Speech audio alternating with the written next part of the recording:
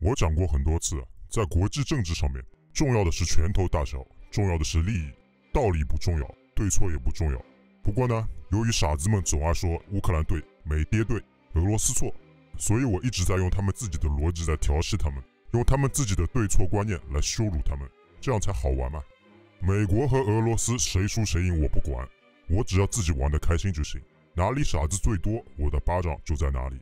不过今天不单单是我一个人来调戏傻子，我们来点花式调戏，让各路大咖来和我一起调戏。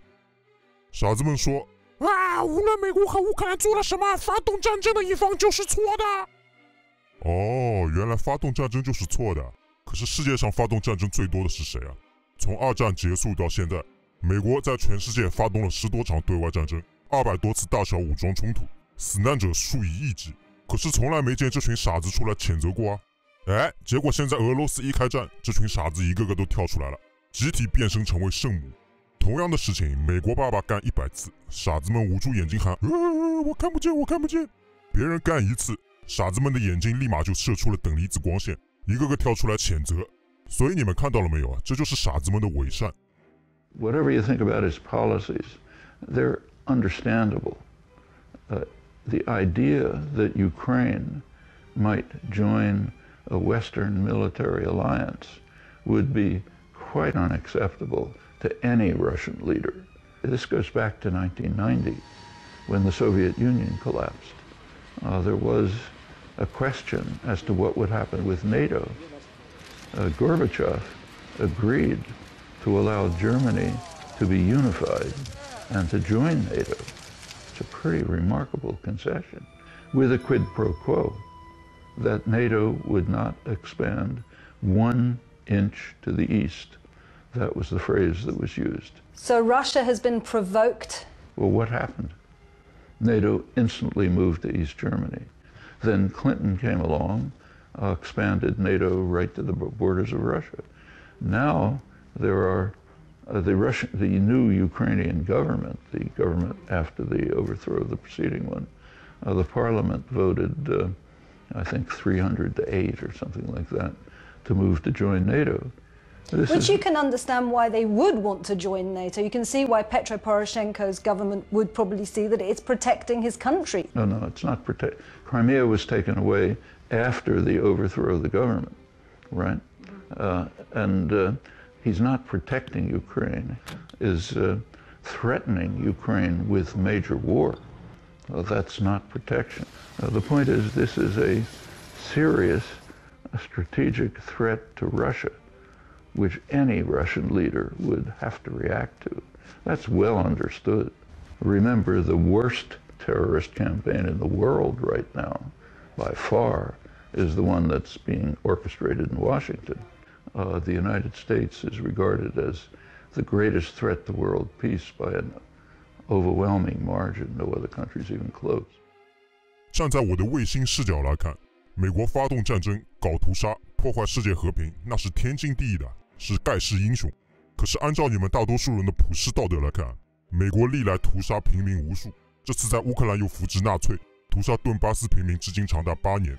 可是傻子们捂住眼睛喊我看不见，我看不见。这就是傻子们的普世道德啊，这就是傻子们的伪善。Now, the position of the American political media establishment is that this new Cold War is all Putin's fault. All of it. Everything. We did nothing wrong. At every stage, we were virtuous and wise, and he was aggressive and a bad man. And therefore, what's to rethink? He's got to do the rethinking, not us. I disagree, and this is what's brought the opprobrium down on me. But the 4 policies that most offended Russia and offend them today were the following. Obviously, the decision to expand NATO right to Russia's borders. And while they had no choice, they did, and then when they had a choice, not. They start pushing back. 其实早在2014年，他就出来揭露乌克兰问题就是从克林顿时代开始实施的一场阴谋。同时，他还揭露美国故意掩盖乌克兰政府在顿巴斯的屠杀。如果这里有谁不知道这个屠杀，可以去看我的脸书专页，连接在下方置顶评论。8年来，美国在乌克兰扶植纳粹，搞屠杀。在顿涅茨克有个坟场叫天使之境，里面埋葬的是8年来被纳粹乌克兰政府屠杀的儿童。傻子们平时整天把正义人权挂在嘴上，可只要是美国爸爸搞的屠杀，傻子们就立马捂住眼睛说我看不见，我看不见。这就是傻子们的伪善。 What's going on here is that the West is leading Ukraine down the primrose path. And the end result is that Ukraine is going to get wrecked. What we're doing is encouraging the Ukrainians to play tough with the Russians. We're encouraging the Ukrainians to think that they will ultimately become part of the West because we will ultimately defeat Putin and we will ultimately get our way. Time is on our side. And of course, the Ukrainians are playing along with this. And the Ukrainians are almost completely unwilling to compromise with the Russians and instead want to pursue a hardline policy. Well, as I said to you before, if they do that, the end result is that their country is going to be wrecked.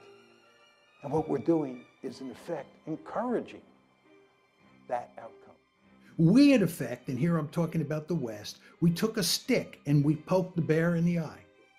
And as you all know, if you take a stick and you poke a bear in the eye, that bear is probably not going to smile and laugh at what you're doing. That bear is probably going to fight back. And that's exactly what's happening here. And that bear is going to tear apart Ukraine. That bear is in the process of tearing apart Ukraine. And again, we go back to where we started. Who bears responsibility for this? Do the Russians bear responsibility for this? I don't think so. The question is, what caused the Russians to do this? And in my opinion, the answer is very simple. The United States of America.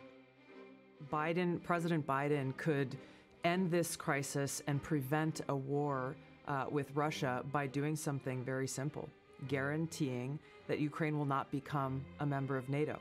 Because if Ukraine became a member of NATO, that would put US and NATO troops directly on the doorstep of Russia, which, as Putin has laid out, would undermine their national security interests.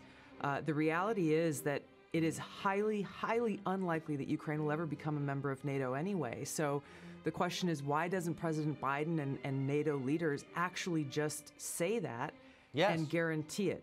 Which begs the question of why are we in this position then?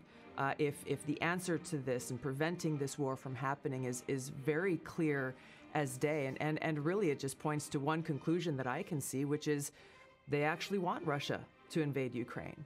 Why would they? Because number one, it gives the Biden administration a clear excuse to go and levy draconian sanctions, which are a modern day siege against Russia and the Russian people. And number two, it cements this Cold War in place. The military-industrial complex is the one that benefits from this. They clearly control the Biden administration. Warmongers on both sides in Washington have been drumming up these tensions. If they get Russia to invade Ukraine, then again, it locks in this new Cold War. The military-industrial complex starts to make a ton of more money than they have been in fighting Al-Qaeda or making weapons for Al-Qaeda. And who pays the price? The American people pay the price. The Ukrainian people pay the price. The Russian people pay the price. It undermines our own national security, but the military-industrial complex that controls so many of our politicians wins, and they run to the bank. 以上这些话，如果是从一个局外人的嘴里说出来，一群傻子肯定又要来叫了啊！阴谋论。对傻子们来说啊，只要是他们的智商理解不了的，全部自动归类阴谋论。还有2014年，美国前国务卿亨利·基辛格写过一篇文章谈乌克兰问题。他说，如果乌克兰想要生存和繁荣，他就必须保持中立，绝对不能一边倒，并且反复强调乌克兰不应该加入北约。最搞笑的就是啊，一群信教的神棍们天天跑去教堂为纳粹乌克兰哭丧啊，结果这群神棍被自己的老大教皇方济各狠狠的抽脸。在5月3日，教皇出来说了，普京之所以被迫动手，是因为北约老在俄罗斯的家门口废。注意哦，废这个词不是我说的，是教皇亲口说的。教皇的言下之意就是啊，北约放了条疯狗去堵普京的家门口啊，结果这条疯狗被揍了。教皇可是上帝的代言人哦，他的话就代表上帝。那些整天为纳粹乌克兰哭丧的神棍们，上帝说的话，我就问你们服还是不服？如果这话不是上帝说的，那剩下的唯一解释就是啊，教皇被中共给收买了，成了大外宣，成了中共同路人。那也就是说，习近平取代了上帝，成了教皇新的老大。所以从今往后，你们别再拜上帝了，直接拜习近平就可以了。所以我早就说了，这场战争，美国和北约是侵略者，俄罗斯是自卫者。傻子们一个个在那里叫嚣啊，我不同意，我不同意。不好意思，我只是来告诉你这个现实，我不是来和你们讨论的。你们同不同意都没有任何的卵用。你不同意，那只能证明你对国际政治的无知，只能证明自己智力低下，其他什么都证明不了，懂了没有？当然我知道不是每个人都懂政治，不懂没有关系，但聪明人和傻子的区别就是，聪明人你一说他就懂，而傻子永远都听不懂，即使听懂了也无法去面对现实。因为在西方媒体的长期洗脑下，他们那豆大的脑子里已经被植入了美国最棒棒，俄罗斯中共最坏坏这个信条，所以他们就会自动过滤掉任何可能推翻这个信条的信息。不过呢，多亏有了那么多傻子，否则我去调戏谁啊？所以我们继续。这时候傻子们又不服了，他们说啊，不管怎么说，普京先动手就是不对的，因为法律都是制裁先动手打人的一方。这是俄乌战争期间我听过最弱智的一句话，所以我特地拿来给你们欣赏，真的把我给逗笑了。你动手打人之所以会被法律制裁，你知道是为什么吗？我来告诉你，那是因为你弱。你杀人那是犯法，但普京、拜登、习近平杀人犯法吗？你杀人要被枪毙，可人家奥巴马在位8年，每天都在对外用兵，每天都在杀人，但人家一直都是诺贝尔和平奖持有者。美国在伊拉克、阿富汗等等地方屠杀平民的时候，遵守国际法了没有？78天连续无差别轰炸南斯拉夫平民的时候，遵守国际法了没有？弱者才需要遵守法律，强者不需要遵守这种东西。美国不需要，同样普京也不需要，懂了没有？法律本身就是奴隶主制定出来约束和惩罚奴隶的一种规则，结果你拿奴隶主用来奴役你的东西去往奴隶主普京的身上套，还有比这更好笑的吗？你必须遵守你主子给你制定的规则，因为你是底层的奴隶，你是无能的弱者。然而在你之上，在金字塔的上层，那里没有法律，那里的法律就是丛林法则。联合国五常之所以是五常，不是因为他们5个最善良、最会讲道理，而是因为这5个流氓拳头最大。这是最基本的现实。不要来给我说你认为怎么样，你怎么认为的没有任何的卵用，你那叫底层奴隶坐井观天，懂了没有？我们退一万步即使打人不对，那也要先看看被打的那个人是不是欠揍。傻子们又说了要不要加入北约是乌克兰的权利，乌克兰有权做自己的选择，俄罗斯无权干涉。When you talk about whether Russia has the right to have a buffer state or Ukraine has the right to have its own foreign policy, these are concepts that, in my opinion, get you into all sorts of trouble. In the international system, might makes right. And the United States would never tolerate a situation where Canada or Mexico invited, in a legal way, China to bring military forces into Toronto or Mexico City. We have a Monroe Doctrine, which is in our strategic interest. And our Monroe Doctrine says no distant great power is allowed to put military forces in the Western Hemisphere, period. End of story. What the Russians are doing here is they're basically articulating their own version of the Monroe Doctrine. They're saying you cannot turn Ukraine into a Western bastion on our border. It has nothing to do with rights, right? It doesn't matter whether Ukraine has the right to do this or that. We're saying they can't do it.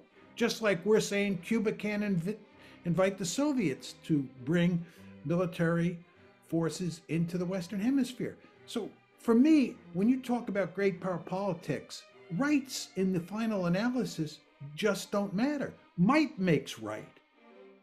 傻子们又说了乌克兰屠杀本国俄罗斯族平民，这都怪俄罗斯先占领克里米亚。傻子们的特点之一就是喜欢断章取义，这就好像中国小粉红们算中国自古以来领土的时候，都是自古到元清的版图，他们绝对不会自古到夏商周的版图。被西方洗脑的傻子们也是这样。克里米亚为什么加入俄罗斯那是因为2013年底西方在乌克兰煽动橙色革命失败，然后又煽动乌克兰纳粹搞暴动杀人，克里米亚人受不了乌克兰纳粹，于是在2014年公投加入了俄罗斯。Crimea made a turnover without any real fighting, and people were free to leave if they wanted, to stay if they wanted. Okay. And all people who stayed were able to get Russian citizenship. And yes, the people were extremely happy. And I've gone back to Crimea every. 我本人几年前去俄罗斯的时候也去了克里米亚，当地人都很庆幸加入了俄罗斯，因为如果2014年克里米亚没有逃出纳粹乌克兰的魔爪，那么8年来克里米亚人的下场就会和顿巴斯人一样，被纳粹乌克兰政府迫害屠杀。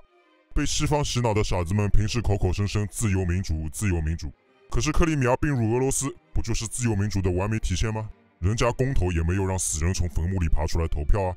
哎，可是傻子们才不管这些，这时候他们又不谈自由民主了，他们又来和你谈大一统了，在那里狂吠俄罗斯破坏乌克兰大一统，干涉乌克兰内政，克里米亚人叛国搞分裂。中共谈大一统的时候，这帮傻子就给你谈自由民主，可是对他们美国爸爸有利的时候，他们立马又回过头来和你谈大一统了。美国侵略别国的时候，在全世界煽动反政府革命的时候，傻子们拍手叫好，绝口不提干涉内政。而人家克里米亚主动要求加入俄罗斯，傻子们立马像打了鸡血一样，上蹿下跳骂俄罗斯干涉内政。所以看到没有啊，这就是傻子们的伪善。傻子们说，俄罗斯想要征服基辅，占领乌克兰。What they're doing is not trying to conquer Ukraine. There are many people who say the Russians are going to go on a rampage, they're going to try and reestablish the Soviet Union or a greater Russia, and so forth and so on.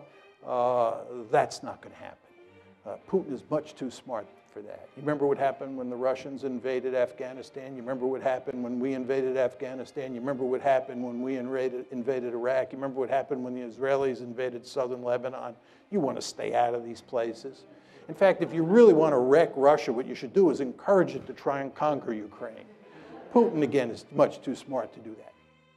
你用菊花想一想，俄军进入乌克兰总兵力不到20万，然后用不到3万人去包围基辅。基辅是300万人规模的城市，说俄军想要征服基辅，占领乌克兰，还闪电战，这完完全全就是智商问题。俄军包围基辅就是在拖时间，想要逼谈。这就是为什么3月29日谈判的时候，乌克兰一下跪，第2天俄军就从基辅撤走了。为什么现在绝大多数媒体、自媒体整天忽悠你们乌军大胜、俄军大败？什么原因？我前几天已经在 Instagram 上面给你们讲解过了。傻子们脑子没有就算了，连眼睛都没有。去看看现在的地图，乌克兰都快被打成内陆国了。傻子们不知天高地厚，把无知当个性。